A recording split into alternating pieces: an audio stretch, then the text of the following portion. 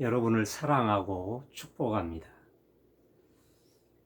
오늘은 젖과 꿀이 흐르는 땅으로 라는 제목으로 출애굽기 3장 16절부터 22절까지를 여행하겠습니다. 하나님께서 애굽에 있는 이스라엘 백성들에게는 자신의 이름이 여호와라고 말씀하십니다. 여호와라는 이름의 뜻은 우리가 인간적으로 또 사람의 머리로 이해할 수 있도록 설명할 수 있는 분이 아니다.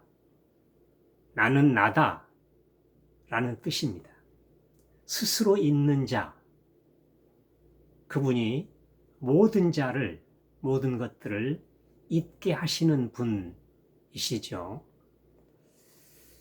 나아가서 하나님께서는 모세를 통해서 애굽에 있는 이스라엘 백성들, 그 어른들, 장로들에게 이렇게 말하라고 말씀하십니다. 내가 너희들이 애굽 땅에서 얼마나 고난을 겪고 있는가 하는 것을 확실히 보았다. 그래서 이제는 내가 너를 보내어 이스라엘 백성들을 애굽에서 인도하여 저 가나안 땅 7 족속이 살고 있는, 그리고 아브라함 때부터 약속했던 가나안 땅으로 올라가게 하리라. 그러면 장로들이 이해를 하고 너를 따라올 것이다.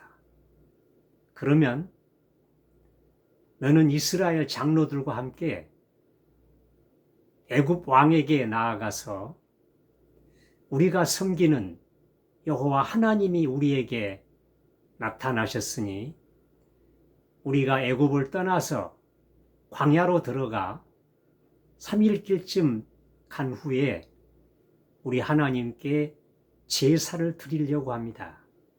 그러니 허락하여 주십시오. 이렇게 말하라. 바로가 너희의 말을 듣고 바로 허락하지는 않을 것이다. 내가 강한 손으로 그들을 치고 애굽 땅에 무서운 이적 재앙들을 내린 후에야 바로가 너희들을 보내줄 것이다. 너희들이 애굽에서 나올 때에는 너희로 하여금 애굽 사람들에게 은혜를 받게 해줄 텐데 너희가 애굽을 떠나면서 원하는 모든 것들을 애굽 사람들에게 구하여라. 금은 폐물, 의복, 양식, 가축, 무엇이든지 너희들이 요구하면 그들이 너희들에게 줄 것이다. 너희가 애굽을 떠날 때 빈손으로 맨몸으로 떠나지 않게 될 것이다. 이렇게 하나님께서 말씀하십니다. 우리가 말씀 가운데 보면 그 많은 이스라엘 백성들을 430년 만에 어떻게 일제히 구원할 수가 있겠습니까? 이것은 그들이 자발적으로 원해서 독립운동을 일으켜서 애굽을 빠져나가는 것도 아니고, 그렇다고 모세가 영도자가 되어서, 모세가 구원자가 되어서 그 백성을 이끌어 가나안 땅에 들어가게 하는 것도 아닙니다. 하나님께서는 명확하게 내가 너를 보내어 애굽 땅에서 인도하여 내게 하리라. 그렇게 말씀하십니다.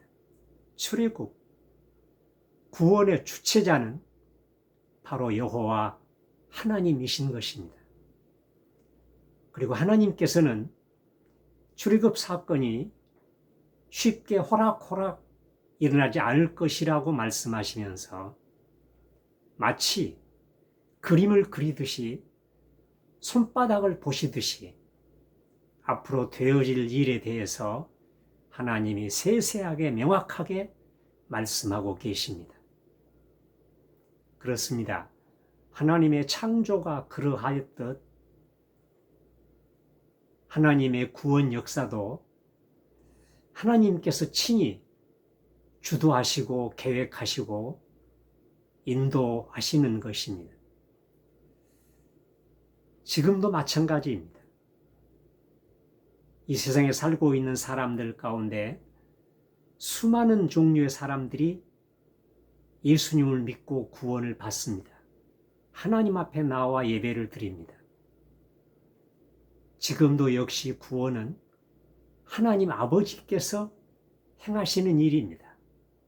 아들도 보내시고 성령도 임하게 하시고 하나님의 전도자도 보내시고 때로는 하나님이 부모를 통해서 우리를 부르시고 구원하십니다.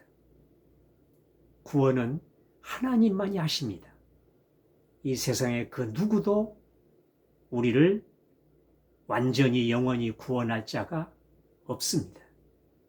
그리고 하나님께서는 우리를 구원하실 때 상세한 계획을 가지고 착오 없이 우리를 완전하게 영원히 구원하시는 것입니다. 우리는 이 구원의 역사로 인하여서도 하나님께 감사하고 하나님께 영광 돌리고 여호와 하나님의 이름을 높이는 것입니다. 그리고 궁극적으로 우리가 하나님 앞에 구원을 받는 것은 젖과 꿀이 흐르는 땅으로 들어가는 것입니다. 굶주리도록 불행하도록 저주받도록 우리를 인도하시지 않습니다. 우리가 가야 할, 우리가 들어갈 그 땅은 젖과 꿀이 흐르는 땅인 것입니다. 이렇게 우리를 사랑하시고 구원하시는 하나님을 찬양합니다.